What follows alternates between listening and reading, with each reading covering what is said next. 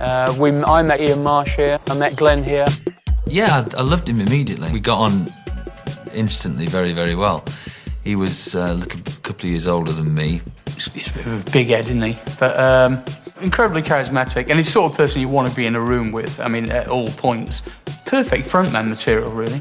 We had very similar backgrounds and similar likes, certainly similar music likes. It really amazes me how many of the friends that I met there I'm still in contact with. Martin, I think he just knew what he wanted, and he knew what to do. I met Glenn and became a friend of his pretty instantaneously. He was, how can I put it? He was somebody who had an enormous amount of life, an enormous amount of exuberance, and was, despite coming from, you know, one of the rougher council estates in Sheffield, was for me a little bit glamorous. This building's huge. It's kind of 4 or 5 floors, and on one of the floors it's just a big open space with a stage at one end that was built. And so all the we used to play bands there. We used to have bands that would exist for one day, like Underpants were a classic one, VDK and the Studs. Musical Vomit, and there's Paul Bauer was the guitarist, and I joined initially as a bass player. Now, he played bass under his stage name Borstal Communications. With a 3-string bass. With a 3-string bass, yeah. And of course, Glenn didn't actually play bass at all, but that didn't seem to bother us at all. And we just went down and we played the Bath Arts Festival and got canned off stage by hippies. Shouting, play some music, man, and us shouting back from stage, but we can't. That's the whole idea, you fools. But after that gig, I then started doing the vocals. I don't care about life or the world around me. I've got a place to go. Pre-1976, you know, like punk, the start of punk. Being in bands wasn't really something that you thought you could do. What punk did was just battered down those doors, really, and it made you think, well, actually, being in a band was something that I generally thought, actually, yeah, that we can do that. I was pretty shy when I was a kid, but Meat Whistle was very good in as much as you felt in a kind of safe environment to experiment. And so we did imaginary groups and imaginary, you know, like short kind of improvised plays and stuff. Considering that, you know, it was in front of a friendly audience, it kind of gave us the confidence in the future to perform to larger numbers of people. I think Meat Whistle was really, really important of giving us that space and giving us a platform to experiment. But this really is, you know, it really is this building was the making of us. Without this, there would have been no Human League. There would have been no Heaven 17. I'm convinced of it. No, true, absolutely, truly. And the thing is, we were all disparate kind of people coming from different schools, different parts of Sheffield, and we would never have met were it not for this fantastic initiative by the council. Look ahead on the screen, slim perfect creatures, and they're just 16. Their eyes meet, this is it. The contact so much more than words can transmit. It was in, I think, 1975, and we'd started to make our own music at that time.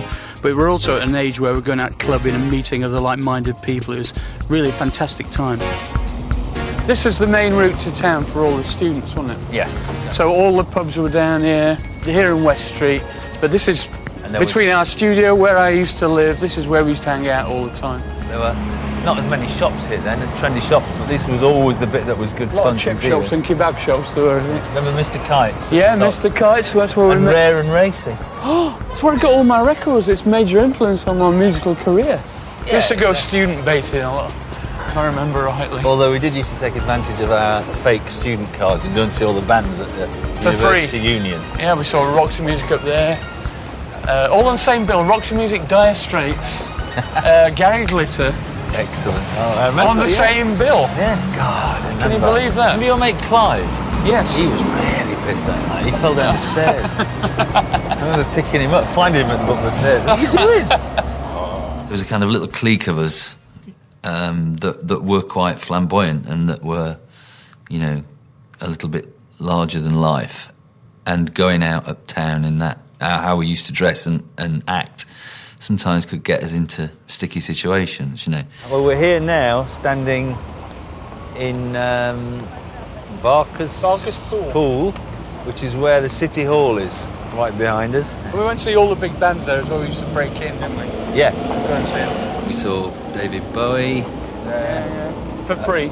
T-Rex. Oh, yeah. King Crimson. Really? Oh, yes. See, influential music. T-Rex was the best gig I'd ever seen for many, many years. Yeah. It may even be the best ever.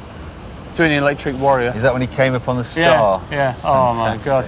And actually, he busted his pants and his bollocks fell out. That's right, yeah. And that's true. I'm not making that up. No, I know. I saw them as well. They were there. Not balling bollocks. What struck me was they had no hair on them. Very weird. I obviously was not. I was further back than you. No, I was like 4 rows from front. Going, what is that pink thing hanging out of his trousers? And it was his bollocks. It's true.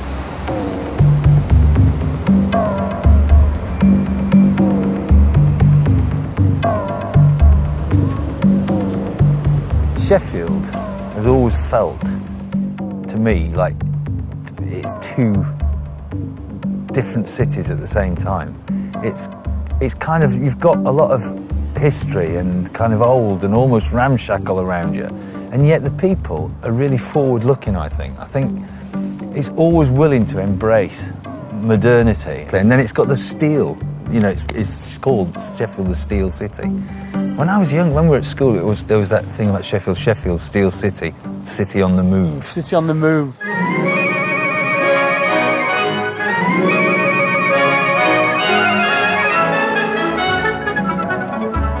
There are people out there today doing the same things that we were doing in 1980, as it were. It's true. They might not be using the same instrumentation and the same synthesis that we were using, but they're modern. It's got its own thing, Sheffield, and so you can get on with your own thing. It's got an affinity for synth pop. It really has. People beavering away on minimal equipment, not a lot of money, making great music, and you've got like contemporaries like Haim doing it, who are following on that tradition, and right through to people like Shakeletty, who are a really good new synth. It's kind of synth pop band, really, but there's definitely a really, really thriving base of people doing music, especially electronic music. It's a production-based city, isn't it? It produces things. Yeah, they're doers. The doers. Yeah. Yeah, and I admire that. always have been. So do I. And we were always doers. We never kind of, like, we had our own fanzine, we had our own bands, our own club nights. Yeah, we did our own DJing. And yeah, it was all about just doing it. Not kind of going to somebody else's thing. It was about being in charge of your own destiny, because the alternative was such a horrific prospect, working in factories. Can't sleep. Trying hard to find the right, can't work. I got to 17, 1975, and I didn't really think that music was going to be my future, so I had a decision to make. I remember going to the Careers Advice Centre and then sitting there and saying, quite nervously, you know, okay, well, you thought of doing anything? I said, well, I don't know, I thought maybe kind of like maybe some acting or something, or perhaps something in music, but something kind of art, you know, arts-based. And she went, oof, like that. She looked through a list and she said, there's a trainee manager's job at the Co-op. And I went, yeah, that'll do. But it didn't do, actually, and I knew I wanted to be creative in some way. I mean, at one point I thought I wanted to be a photographer.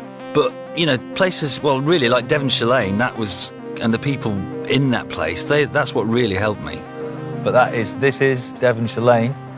This is where the workshop was. It was the collapse of the steel industry, and all these little kind of manufacturing shops just went to the wall.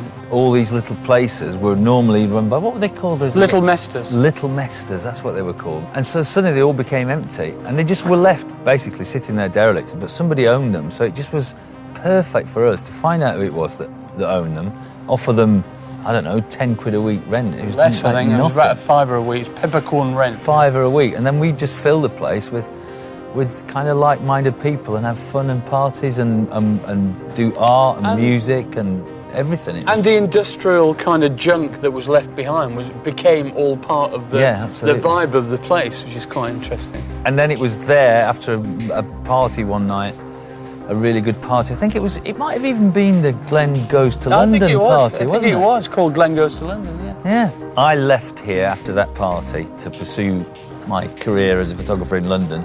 You lot formed the Human League. Yeah, almost about a month afterwards, I think. Glenn had moved down to London in 1976 before any of the group. I think he was only 17 years old to work, and but Glenn was always, you know, hitchhiking back from London, and so it was almost Glenn was in London and he was in Sheffield at the same time. I'd kind of gone down there, but people were down with me all the time in London. So even though we were 200 miles in between us, I was still seeing all the same people.